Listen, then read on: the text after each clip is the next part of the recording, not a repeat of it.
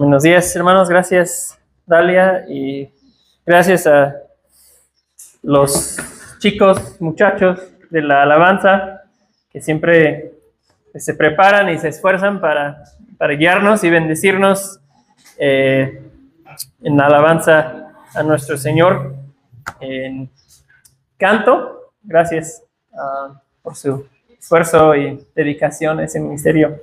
Es de bendición. Pues vamos a orar y de ahí entramos en la exposición del texto de hoy. Padre, gracias te damos en esta mañana. Padre, queremos darte gracias por su amor inmenso hacia nosotros. Padre, pido que nos permites, nos ayudes a comprender la magnitud y la grandeza de tu amor, que lo podamos sentir hoy, y no solo hoy, sino todos los días, y que tu amor, Señor, sea lo que nos llene de gratitud y de gozo. Padre, te damos gracias por la expresión máxima de tu amor que se manifestó en tu Hijo Jesucristo, lo cual dice la palabra que fue su Hijo unigénito que tú enviaste al mundo para que vivamos por medio de Él. Gracias que en Él, en Jesucristo, tenemos vida. Padre, nosotros estábamos muertos en nuestros pecados y en nuestra rebelión, pero tú moriste para que pudiéramos vivir. Tú tomaste nuestro castigo para que nosotros pudiéramos ir libres y ser perdonados, porque tú tomaste nuestro lugar. Gracias, Señor. Y Espíritu Santo, en esta hora pedimos que tú seas nuestro maestro. Padre, muéstranos que tu Espíritu Santo esté presente, iluminando nuestras mentes y corazones y aplicando tu palabra, ayudándome a mí a comunicarla con fidelidad. Muéstranos, Señor, cómo seguirte fielmente. Fomenta, Padre, en nuestro corazón y nuestra voluntad, el deseo de seguirte fielmente. Usa tu palabra, Padre, para arrancar el cáncer del pecado y orgullo y apatía de nuestros corazones. Y Padre, en especial en este día quiero orar por Venezuela y la situación que se está viviendo ahí con los terremotos que ocurrieron. Padre, sabemos que hay mucha destrucción, mucha pérdida de vida, personas desplazadas, sin hogar. Padre, es una situación que nos conmueve. Padre, queremos orar por ellos. Padre, trae consuelo, trae provisión. Padre, si hay personas todavía por ser rescatadas, Señor, que tú proveas para los que están trabajando para hacer esos trabajos de rescate. Y Padre, en medio de eso, levanta tu iglesia. Usas, Señor, a tu pueblo ahí para traer consuelo y ayuda y esperanza en medio de una situación tan difícil. Y entonces, Señor, queremos orar por ellos y pedir por consuelo y ayuda por nuestros hermanos venezolanos, Padre. Y Padre, ahora vamos a venir a la exposición de tu palabra. Y una vez más, Padre, te pedimos que nos animes, que nos fortalezcas, que nos instruyes por medio de tu palabra. Y lo pedimos en el nombre de Jesús. Amén. Amén. Muy bien. Ahí ven en pantalla que seguimos en el Evangelio de Lucas. Entramos en el capítulo 6, ¿verdad? Ya llevamos 6 meses en Lucas y vamos 6 capítulos de avance. Ahí pueden calcular cuánto lo vamos a llevar en el libro de Hechos. Y la semana pasada el texto terminó con esa parábola de Jesús o ilustración que Jesús usa que representa la actitud de los fariseos, donde Jesús habla del vino nuevo y el vino añejo. Y lo que se ve es que los fariseos se aferran a lo añejo, a lo viejo, porque les daba poder, ¿verdad? Su sistema les daba poder, les daba control sobre la gente, y por ende ellos rechazaban lo nuevo, no les gustó. Preferían lo viejo, se rehúsan a abandonar sus costumbres, sus reglas, para aceptar que en Jesús, ese hombre que estuvo entre ellos, rehusaron aceptar que en Jesús se ha acercado el reino, ¿verdad? Se ha acercado una nueva era de salvación. Lo resisten y lo rechazan en todo el evangelio de Lucas lo vamos a observar, y eso es triste, ¿no? Porque ellos son se supone que son los maestros del pueblo, ¿verdad? Como los pastores, por así decirlo, en aquel tiempo, que guiaban y enseñaban al pueblo, pero se oponen a la verdad. Y hoy veremos que esa oposición sigue. El ataque farisaico contra Jesús y contra sus propósitos y contra su autoridad, lo nuevo de su reino, eso sigue. Y el tema que une los dos relatos que vamos a ver es el día de reposo. Y vamos a ver cómo ese asunto del día de reposo toma como el papel central en lo que ocurre en esas dos historias.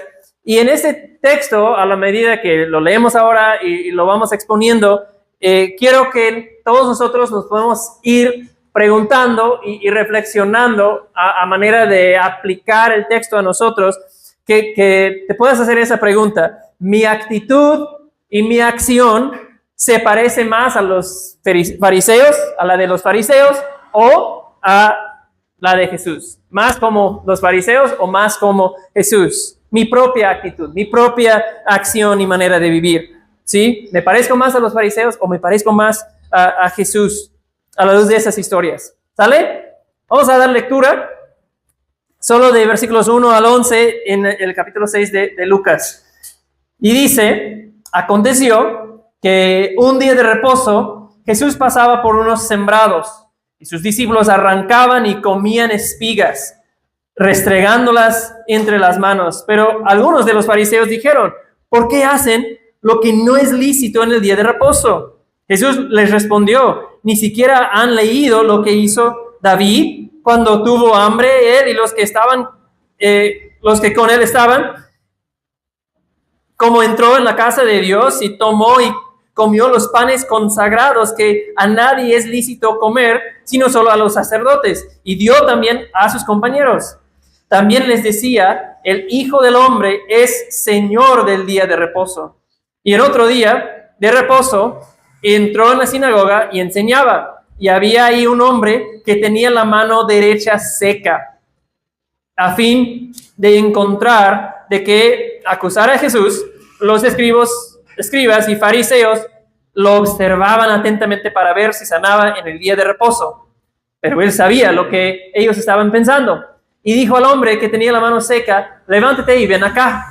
Y él, levantándose, se puso de pie. Entonces Jesús les dijo: yo les pregunto, ¿es lícito en el día de reposo hacer bien o hacer mal? ¿Salvar una vida o destruirla? Después de mirarlos a todos a su alrededor, dijo al hombre: extiende tu mano. Y él hizo así, y su mano quedó sana. Pero ellos se llenaron de ira y discutían entre sí qué podían hacerle a Jesús. Bueno, vemos entonces, y podemos ir a la siguiente. En primer lugar vemos, ¿verdad?, la acción de los discípulos de Jesús. Es un día de reposo.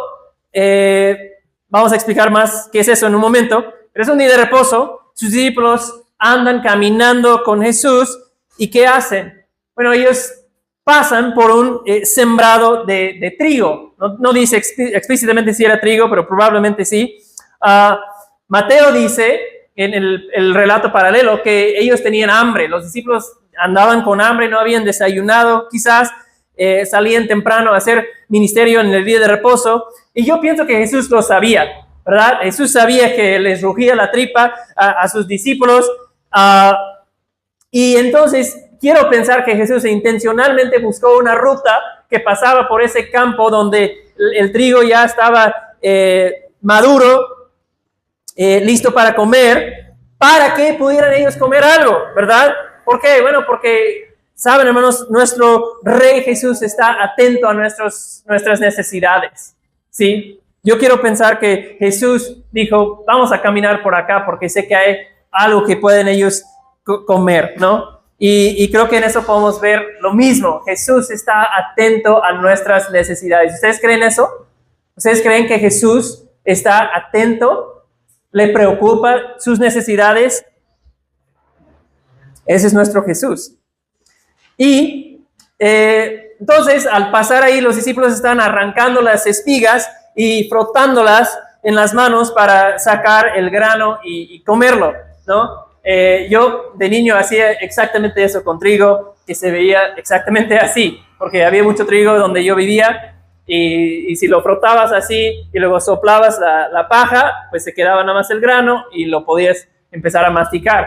Descubrimos que si lo sigues masticando durante tiempo se convierte en chicle. Entonces era nuestro chicle gratuito y del granjero y del agricultor al lado, ¿no? Que le robamos de igual manera su trigo.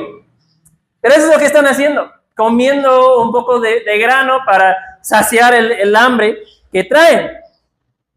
Y vean versículo 2, ahí otra vez, al acecho, escondiditos, espiándolos, están, ¿quiénes?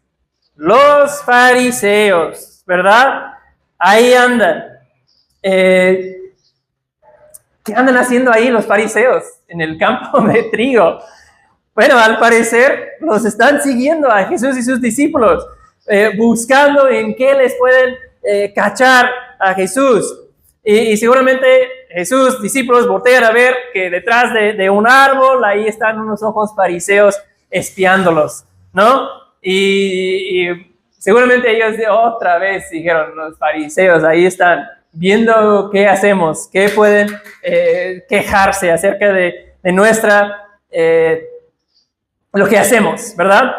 Y entonces los fariseos se acercan con su queja y preguntan, ¿por qué hacen? Le preguntan a Jesús, ¿por qué hacen sus discípulos, ustedes, lo que no es lícito en el día de reposo? ¿Sí? Ahora, el problema no es que estén agarrando un poco de grano de un campo que no les pertenecía, ¿sí? De hecho, agarrar un poco en un sembrado o comer unas uvas, si ibas pasando a una viña, estaba permitido. Deuteronomio 24 y otros textos dan esa provisión. Ahora, llevarte como varios kilos de uvas a casa o algo así, ahí no se permitía. Pero Dios permitía comer un poco de las esquinas o de lo que la cosecha cuando ibas pasando. Dios había hecho esa provisión en la ley porque quería que su pueblo fuera un pueblo generoso, ¿verdad? Y un pueblo distinto a los demás pueblos que les rodeaban. Y que en eso, pues los demás pueblos alrededor vieran en la acción del pueblo, que ellos vieran la grandeza y la generosidad del Dios que ellos servían y reflejaban, ¿verdad? Entonces el problema no es que estén comiendo, que estén tomando el grano de otra persona. Lo que les escandaliza a los fariseos es que lo están haciendo en el día de reposo, ¿sí? Y para un judío, en aquel tiempo de Jesús, según ellos, no puedes hacer casi nada en el día de reposo. El día de reposo era el séptimo día, el sábado, y en ese día ellos cesaban sus actividades normales para descansar, ¿no? De hecho, es un patrón que se establece desde el principio, desde la creación, ¿verdad? En 6 días Dios creó todo, ¿verdad? Todo lo que vemos, todo este universo es creación de nuestro Dios, es lo que creemos. Y dice Génesis que en 6 días Dios hizo toda la tierra, hizo toda su obra de creación, y en el séptimo día Dios descansó de su obra de creación, ¿verdad? Dios descansó no porque estaba cansado y no podía más, sino porque todo lo que había hecho estaba muy bueno, y entonces Dios descansa y disfruta de todo lo que había hecho. Entonces, más adelante, cuando Dios hizo un pacto con Israel, Dios les mandó a ellos que hicieran lo mismo que Él había hecho en la creación, que tomaran el séptimo día como un día de descanso, de reposo. Éxodo 20, uno de los 10 mandamientos. Éxodo 28-10 dice: acuérdate del día de reposo para santificarlo. 6 días trabajarás y harás tu obra, pero el séptimo día es día de reposo para el Señor tu Dios. No harás en él trabajo alguno. Entonces, el día de reposo o el sábado fue mandamiento de Dios y ellos debían descansar de su trabajo. También hay varios textos, Isaías 58:13, hay una instrucción del Señor a través del profeta de no descuidar el día de reposo, porque muchos en Israel estaban descuidando el día de reposo. Entonces esa es la instrucción: 6 días trabajarán y en uno descansarán, ¿no? Y era un día de descansar, de recordar la bondad de Dios, de confiar en su provisión, que el pueblo en ese día se diera cuenta que podemos en 6 días, con la ayuda y bendición de nuestro Dios, podemos hacer más en 6 días de lo que podríamos hacer en 7 si no tuviéramos la bendición y favor de Dios sobre nosotros, ¿verdad? Y por cierto, no estamos bajo la ley en el mismo sentido, pero Dios estuvo mostrando en eso un patrón saludable para nuestras vidas, que trabajar y descansar es el ritmo, el patrón saludable para nuestras vidas. Trabajar y descansar, ¿no? ¿Por qué? Bueno, porque no somos máquinas, ¿verdad? Necesitamos descanso, no somos Dios. Somos seres que nos cansamos, falibles, necesitamos descanso. Pero, ¿qué pasa con el día de reposo? A través de los años, los fariseos y líderes religiosos, escribas, habían agregado sus propias regulaciones, normas, estipulaciones adicionales a muchas leyes, y en especial el día de reposo. Habían agregado muchas reglas y regulaciones más, capas de reglas, capas de modificaciones hechas por ellos. Por ejemplo, ellos decían que para no trabajar, es lo que Dios había dicho, no trabajen ese día, pero para no trabajar, asegurarnos que no trabajemos, no debes cocinar, no debes prender fuego. Un comentarista dice que eran 39 tipos de trabajo prohibidos para ese día, para asegurar que no trabajemos ese día. De hecho, si le das clic, Beto, hay una cita de otro comentarista. Dice: cuando los discípulos arrancaron algunas espigas, los fariseos consideraron que estaban cosechando, ¿no? Ya al agarrar uno, estás incurriendo en el trabajo de cosechar en el día de reposo. Cuando los fariseos, cuando las frotaron entre las manos para separar el grano de la paja, dijeron que estaban trillando y aventando. No, ahora están trillando. Y cuando comenzaron a comer el grano, los acusaron de preparar alimentos en el día de reposo. Así que, según los fariseos, con cada bocado, los discípulos quebrantaban la ley de 4 maneras distintas. Esa es la acusación de los fariseos. Y claro, probablemente sus intenciones de los fariseos no eran malvadas hacia el pueblo. Ellos querían asegurar que la ley se cumplía y que así tendrían el favor de Dios, cumpliendo la ley. Pero lo que pasa es que con el tiempo ellos enseñaron que, y fíjense aquí, ellos enseñaron que la fidelidad a Dios era cumplir con todo lo demás que ellos habían agregado.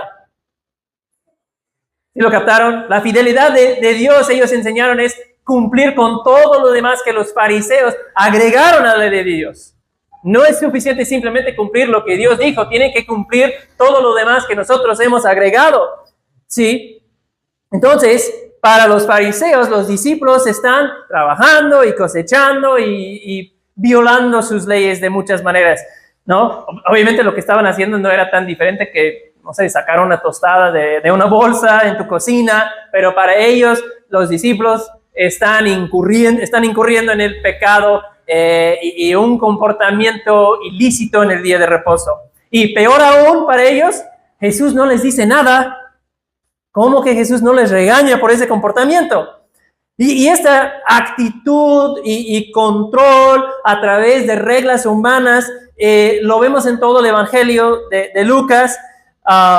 Y Jesús siempre está chocando con los fariseos y escribas.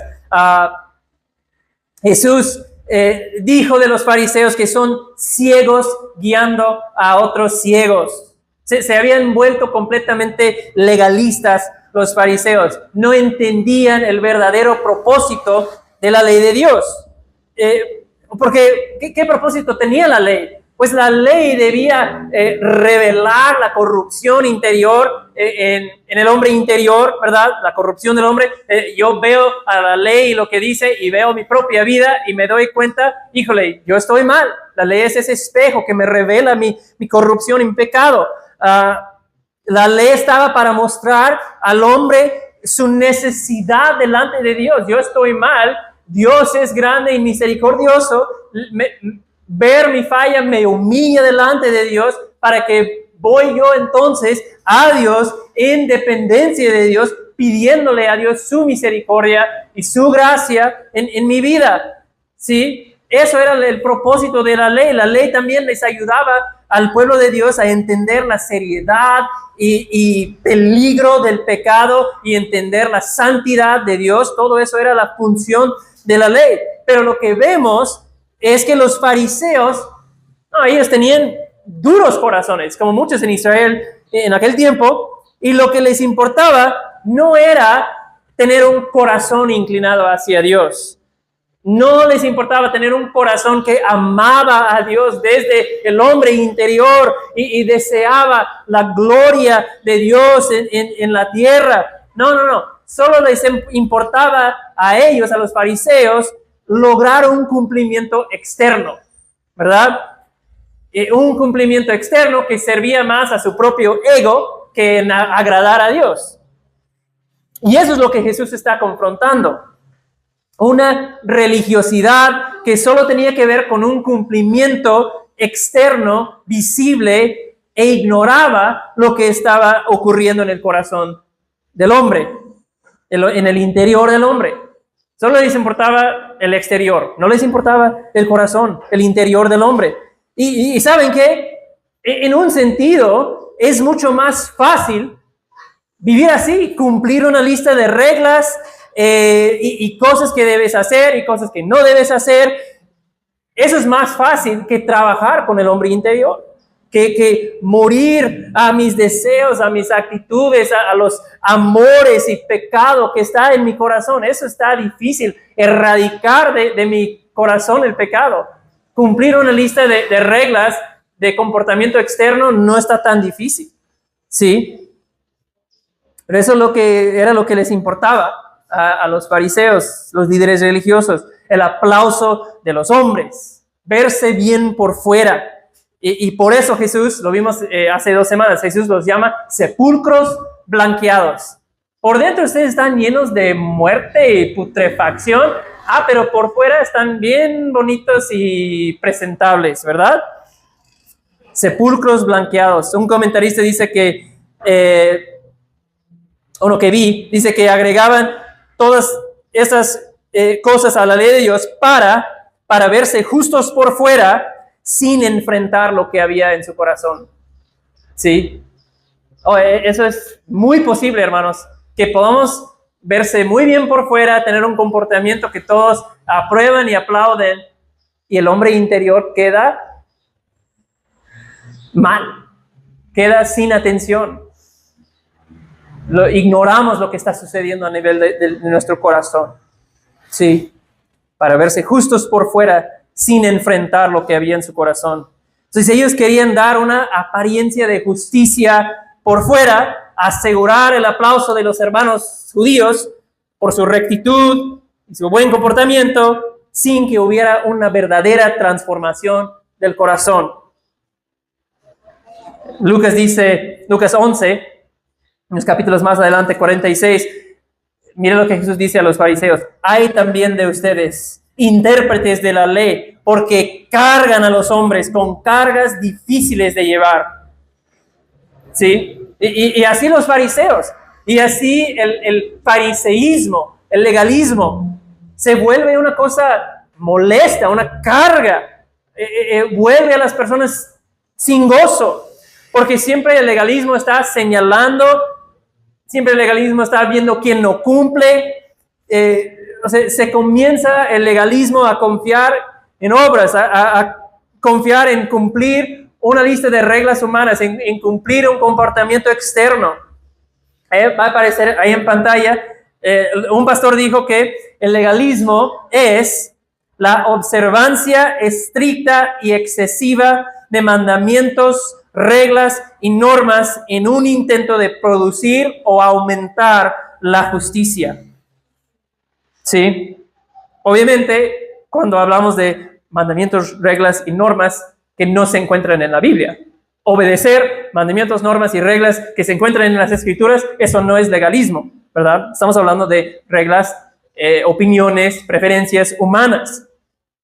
Y creo que esa última frase ahí, para producir o aumentar la justicia, ¿y notaron eso? Yo creo que ahí es donde como iglesia nos caemos muchas veces. Creemos que sí, nuestra justicia viene de Cristo, pero luego pensamos que para crecer en justicia y realmente vivir como Dios quiere, necesitamos algo más. Necesitamos normas y estándares y reglas que la Biblia no menciona. Y eso frecuentemente, desafortunadamente, continúa hoy en la iglesia, muchas veces, ¿sí? Y empezamos a actuar como que no podemos confiar totalmente en la palabra de Dios tal como es. O sea, sí, confiamos en la palabra y es suficiente, pero tenemos que decir un poquito más. Y ese poquito más que decimos, que no viene en la palabra, es desconfiar en la suficiencia de la palabra de Dios. O sea, como la Biblia no especifica ciertas cosas y no especifica ciertas acciones, entonces nosotros tenemos que legislar, ¿verdad? Nosotros tenemos que apretar un poquito más, tenemos que fortalecer la palabra con nuestras reglas y estándares, con nuestras ideas y opiniones. Eso es dudar, es no creer en la suficiencia de la palabra, porque digo, no dice suficiente, yo tengo que decir un poquito más. ¿Y eso qué pasa? Pues pasa lo mismo que Jesús condena a los fariseos. Termina cargando al pueblo con reglas que Dios no puso, con restricciones que Dios no pidió, y entonces, y eso lo he experimentado, entonces vives con culpa. Pero no es culpa que viene de la palabra de Dios, no es culpa que viene de la ley de tu Padre Celestial, no es culpa que viene de su palabra, es culpa que viene de los mandamientos y reglas y restricciones de hombres, de preferencias personales que se vuelven requisitos, ¿sí? Esa es una carga pesada. Y por supuesto, cuando digo todo eso, yo no estoy hablando de pecado, de inmoralidad, de ignorar los mandamientos de Dios. Debemos tener un santo celo por la palabra de Dios, por la santidad. Pero tener pasión por la santidad no tiene que verse o sentirse como estos fariseos. Y yo sé cómo se siente eso, vivir bajo eso. Yo crecí en un ambiente que se inclinaba mucho a ese tipo de cristianismo. Y vi otros que lo experimentaban más que yo, y es una esclavitud, es una carga vivir bajo el legalismo y fariseísmo, porque roba tu gozo, porque no es algo que viene del Espíritu, hace que uno viva en temor de violar las muchas reglas y preferencias que se han impuesto sobre uno, ¿no? Dicen los fariseos, esto no es lícito. Eso es su queja. No es lícito lo que están haciendo según nosotros. Y prácticamente Jesús les está respondiendo, a ver, no es lícito según tu ley o la ley de Dios. No es lícito según tu ley o la ley de Dios.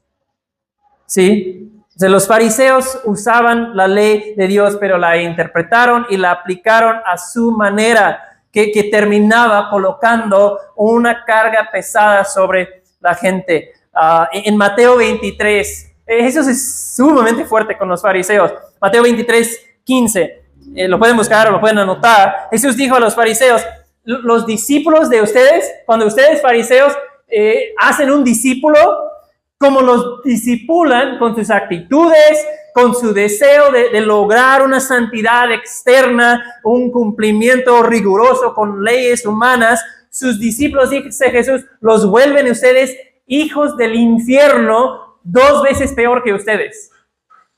O sea, Jesús está diciendo, el resultado de su legalismo, lo que produce el legalismo es hijos del infierno. No funciona para desarrollar personas que aman y obedecen a Dios. Entonces ellos han pervertido la ley de Dios, han perdido el verdadero propósito del día de reposo. Y entonces, en versículos 3 a 5, vamos al siguiente, Jesús les contesta a los fariseos. Y me encanta eso porque Jesús defiende a sus discípulos, Jesús defiende a su equipo. Jesús no cede ante la presión de los fariseos que señalan a sus discípulos.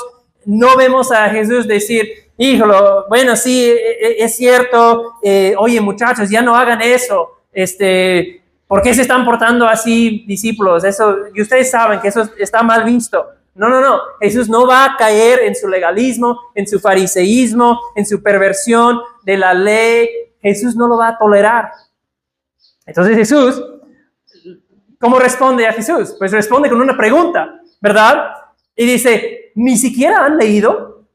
Ahora, eso de entrada es interesante, porque lo primero que Jesús dice al fariseo con sus reglas humanas es, ¿no han leído la Biblia? ¿Sí? Por eso un predicador dijo, el legalismo florece donde hay ignorancia de la palabra de Dios. Entonces, de entrada tenemos que reconocer que conocer las Escrituras es sumamente importante, ¿verdad? Para combatir el legalismo tenemos que conocer la Biblia. Porque como ya dijimos, la palabra de Dios, las Escrituras son suficientes. No necesitamos más para agradar a Dios y ser conformados y transformados a la imagen de Jesucristo. Ese es nuestro deseo y el anhelo de nuestro corazón, ser transformados a la imagen de Cristo. ¿Qué necesitamos para eso? Nada más la Biblia. La palabra es suficiente. ¿Sí? Entonces Jesús dice, ¿ni conocen las Escrituras? ¿A poco no han leído la Biblia? Es fuerte la forma en que Jesús lo dice. Y en la asombrosa, sorprendente sabiduría de Jesús, Él los lleva a una historia del Antiguo Testamento cuando David andaba huyendo o escapando del rey Saúl, ¿verdad? En ese tiempo David había sido ungido como rey, elegido por Dios, pero Saúl sigue con vida, ¿verdad? Y es un hombre a esas alturas lleno de una envidia terrible hacia David, y la vida de David está en peligro, literalmente. Y David, con sus hombres, sale huyendo con tanta prisa, huyendo de Saúl, que ni tiempo para hacer el lonche les dio, y salen huyendo. Entonces andan con mucho hambre, y resulta que pasan por el tabernáculo. Entonces dicen, pues a lo mejor hay algo aquí que podemos comer. Piden comida entonces del sacerdote de turno, y el sacerdote dice, ¿sabes qué? Pues yo no tengo nada, solo tengo el pan de la presencia, que eran 12 panes que se pusieron en una mesa de oro, y cada semana se cambiaban esos panes. Y el sacerdote, como leímos en el texto, el sacerdote y solo los sacerdotes tenían derecho de comer esos panes, porque eran panes que fueron consagrados a Dios. Y David dice, nada más tengo de esos. Pan común, no lo tengo. Y David dice, sácalos de una vez, tenemos hambre, ¿no? Ahora, la pregunta es, ¿qué va a hacer el sacerdote? Porque Jesús dice también, no era lícito que ellos los comieran, era para los sacerdotes únicamente. ¿Qué va a hacer el sacerdote? Es impresionante para mí que Jesús escoge esa historia. ¿Cumplir la ley? ¿Va a cumplir el sacerdote la letra de la ley? ¿O va a cuidar de una persona en necesidad? Y como tienen hambre y como sabe que David es el ungido de Dios y que están huyendo de Saúl y tienen algo importante que hacer, pues dice, órale, ahí les va los panes. Ahora, técnicamente se puede decir que lo que hizo fue prohibido y violaba la ley. Y Jesús dice, no era lícito que alguien más que el sacerdote los comiera. Pero Jesús está citando esta historia y diciendo, bien, el sacerdote hizo lo correcto, vio una necesidad mayor, un deber más alto, que era suplir la necesidad que tenían esos hombres, huyendo de Saúl, y les dio los panes. Entonces, darles el pan y cuidar de la necesidad que ellos tenían en ese momento fue más importante para Dios que cumplir con el detalle de la ley.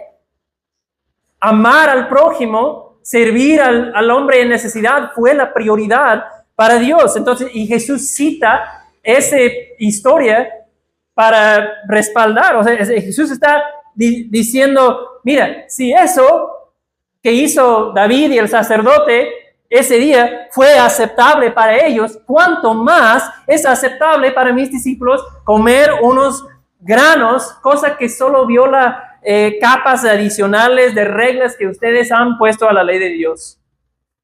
Sí, ese es el argumento de Jesús. Es una respuesta contundente de Jesús a los fariseos, a los legalistas.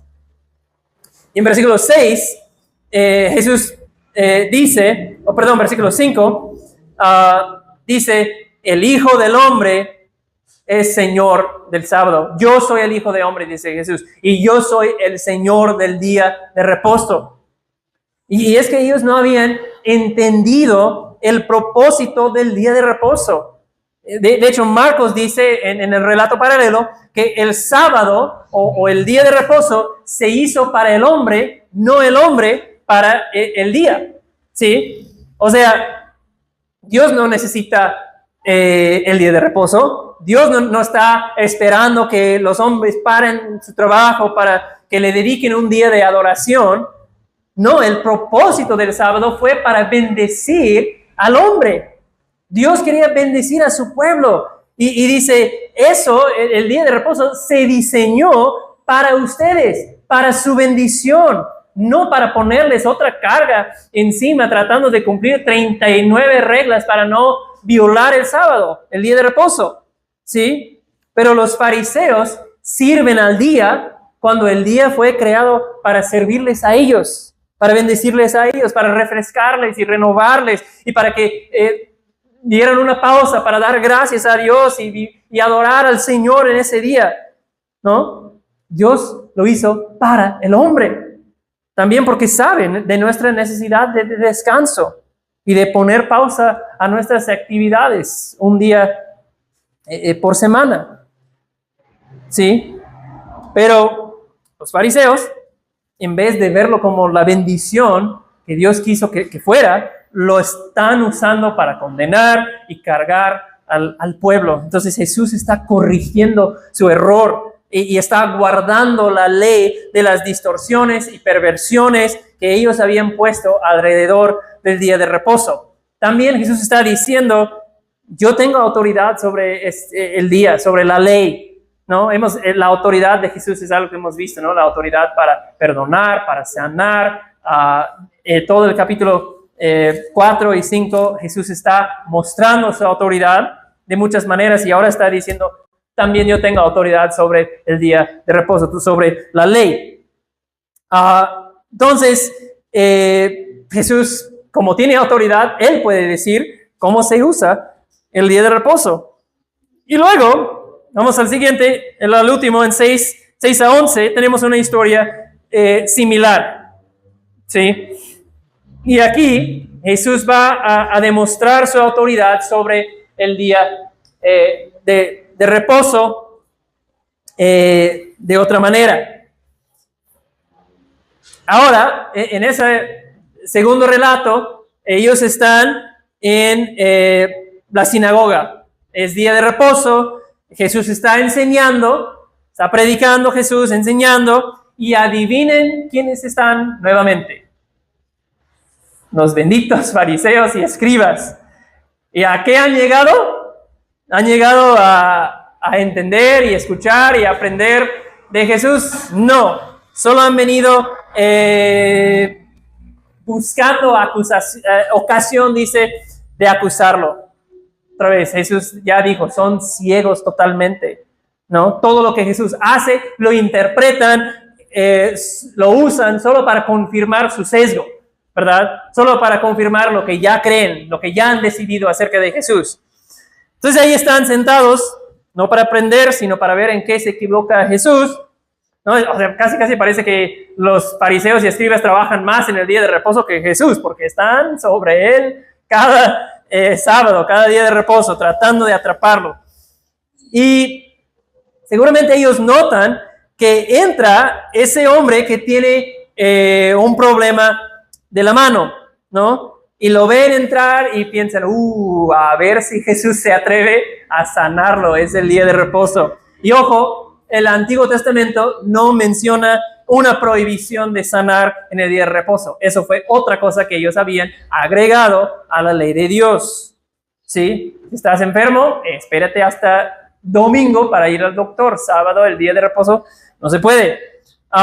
Y parece que Jesús, viendo la historia, o sea, casi intencionalmente crea la drama del momento con el fin de exponer a los fariseos, a los escribas, ¿no? Porque él sabe lo que están pensando, dice el texto, sabe lo que está pensando, sabe lo que está en sus corazones. Entonces le dice al hombre, levántate, ven acá, ¿no? Me pregunto qué habrá pensado el hombre, ¿no? No sé cuántas personas estaban ahí, unos 100 personas quizás, y el hombre a lo mejor pensaba, ay, no puede ser, me van a poner frente a todos, debió usar la otra camisa, debí peinarme mejor, porque vine de chanclas, no sé qué pensó el hombre, pero se puso de pie, y entonces Jesús les hace una pregunta, ¿no? Y con esa pregunta imagino que Jesús dirige su atención, su mirada, directamente a los líderes religiosos, a los escribas, a los fariseos, los queda mirando, ahí ellos sintiéndose justos y santos en su cuidadosa observancia del día de reposo, ahí estaban, y Jesús dice, a ver, una pregunta, ¿es lícito en el día de reposo hacer el bien o hacer el mal? ¿Salvar una vida o destruirla? ¿Debemos hacer el bien o el mal en este día? ¿Debemos dar vida o destruir vida en este día? Y bueno, la respuesta es obvia, ¿verdad? Hacer el bien. Debemos salvar vida. Entonces el Señor Jesús está confrontándolos, está desenmascarando el pensamiento de ellos y su corazón. Y seguramente cuando Jesús dijo eso, ellos sentían cierta vergüenza. Quiero pensar, ¿no? Porque la respuesta era obvia. Puso en evidencia, revelaba lo hueco de su entendimiento, ¿no? Porque, ¿qué valoran ellos? Ellos valoran más el cumplimiento riguroso de sus leyes y de sus reglas que la ley del amor de Dios. Su amor, su misericordia, su compasión de Jesús por la condición de ese hombre para los fariseos quedó atrás, quedó como segunda o tercera prioridad a cumplir el día de reposo, según sus estándares y sus leyes, ¿sí? Entonces Jesús está revelando, exponiendo su hipocresía. Y Jesús entonces le sana al hombre, ¿verdad? Le sana, y otra vez seguramente eso fue impactante para todos ahí. Todos vieron su mano seca, encogida, rígida, no servía la mano y en un instante su mano estaba perfecta, ¿verdad? Lo estuvo moviendo, flexionando sus dedos, agarró algo para ver si tenía fuerza y su mano estaba al 100 en un instante. Otra vez, sale de su boca la poderosa palabra del Señor y hubo una restauración total. Impresionante. ¿Y cómo responden ellos? Se llenan de furor y molestia porque Jesús amó y sirvió a ese hombre en necesidad. Y hermanos, eso es lo típico de fariseos y legalistas, que en vez de celebrar la bendición que ha recibido ese hombre, y eso lo he visto, que en vez de celebrar lo bueno y agradecer las evidencias de la gracia de Dios en la vida de una persona, encuentran algo que criticar, algo que no les parece. Y así los fariseos, ellos vivían atados a un concepto religioso que a ellos les parecía correcto. Y pensando que estaban obedeciendo a Dios y en su celo de ser vistos por los demás como justos y rectos, realmente le estaban ofendiendo a Dios. ¿Sí? Los fariseos viven no como hijos, sino como esclavos. El legalista, el fariseo, siempre vive no como hijo, sino como esclavo. Y podemos, hermanos, nosotros también cometer el error que ellos cometían y creer que aquello que agregamos a la ley de Dios, a la palabra de Dios, nos ayuda a acercarnos a Él. ¿Verdad? No, que sí la Biblia no lo dice, pero creo que debemos ponernos de acuerdo que nadie va a hacer eso. ¿No? ¿Por qué? Bueno, porque creemos que eso nos va a acercar a Dios. Pero lo que vemos aquí es que las capas de reglas que los fariseos pusieron a la ley de Dios les está alejando de ser como Jesús. Y también veo aquí que el ejemplo de Jesús nos libera para hacer el bien y servir a nuestro prójimo, ¿no? Para celebrar la gracia de Dios en la vida de una persona, ¿verdad? Ellos debían haber celebrado lo que ocurrió en la sinagoga, pero en cambio lo critican, se molestan. ¿Sí? Debemos ser libres para celebrar la gracia de Dios en la vida de una persona, por imperfecta que sea, ¿verdad? Todos estamos en un proceso de crecimiento y debemos celebrar las evidencias de gracia en la vida de una persona en vez de siempre buscar lo que podemos criticar, porque si buscas algo que criticar, pues todos tenemos algo, ¿verdad? Podemos siempre encontrar algo. Debemos celebrar la obra de Dios, la gracia de Dios en la vida de las personas, ¿no? Y vemos que en vez de tener que actuar y hacer y cumplir reglas de hombres para probar nuestra justicia delante de Dios, vamos a celebrar lo que Dios está haciendo en la vida de las personas y en mi propia vida. Hermanos, el Señor es el que posee toda autoridad. Jesús posee toda autoridad. Lucas lo ha reiterado. ¿Y qué hace ese Jesús con toda autoridad? Él está trabajando en nosotros. Cuando confiamos en Él, Él empieza a trabajar en nosotros para que no tengamos corazones como los fariseos, que estaban lejos de Dios, y Jesús trabaja en nosotros para transformar nuestro corazón y para que vivamos vidas transformadas y para que le obedezcamos, para que vivamos en santidad, pero de corazón, de amor, de una dependencia en su perfecta justicia de Jesús, de acuerdo a la palabra de Dios, no de acuerdo a reglas y estándares de hombres. Y también algo que vemos aquí en lo que Jesús dice es que Jesús es el cumplimiento del día de reposo. ¿Saben que todo el Antiguo Testamento, todas las leyes del Antiguo Testamento, todo encuentra su cumplimiento en Jesús? Su máxima expresión, todo el Antiguo Testamento apuntaba a algo que se iba a cumplir en la vida de Jesús. Y así el día de reposo. Jesús dice, ahora descanso no se encuentra en un día, el descanso se encuentra en mí, ¿sí? Y Jesús vino a esta tierra y Jesús vivió una vida perfecta. Él ofreció su vida como un sacrificio en nuestro lugar. Y todos los que dejan de intentar ganar el favor de Dios por sus esfuerzos y por sus méritos y abandonan una justicia propia para confiar totalmente en Jesús, encuentran salvación y eterno descanso en Él. ¿Sí? Y el mundo, el enemigo, te vende la idea de que el descanso para tu alma se encuentra en la relación perfecta, en las amistades perfectas, en una gran cuenta bancaria, en la salud perfecta, en tu desempeño, tus logros. Pero la Biblia nos dice que el descanso se encuentra en Cristo. Por eso Jesús dice en Mateo, vengan a mí, todos los que están cansados y cargados, ¿verdad? ¿Cómo cayó esa palabra sobre ellos que estaban cansados y cargados del fariseísmo, de los líderes religiosos y las capas y peso de las reglas que ellos habían puesto encima? Vengan a mí todos los que están cansados y cargados.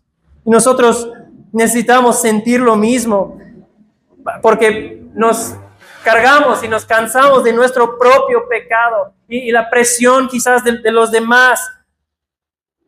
Vengan a mí y yo los haré descansar.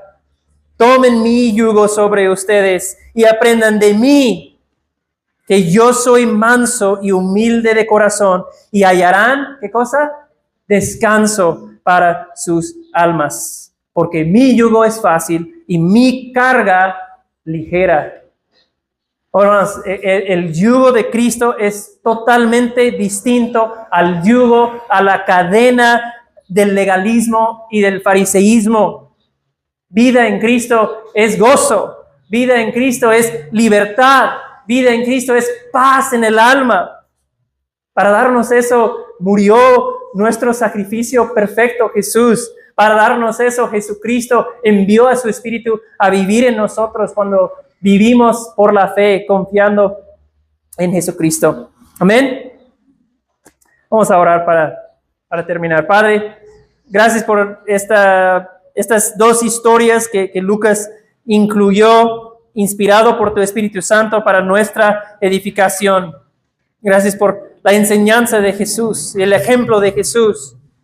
Pido, Señor, que nos guardes de hipocresía, de una justicia meramente exterior. Pido, Padre, que amemos tu palabra, tus mandamientos. Sabemos que son vida. Vivir en obediencia a tu palabra no nos esclaviza, nos da vida. Y Padre, si hay alguien aquí que no ha encontrado en ti, Jesús, perdón de pecados y descanso para su alma, que pueda tomar la decisión hoy de poner su confianza en ti, Jesús. Te amamos, Cristo, y es en tu nombre que oramos. Amén.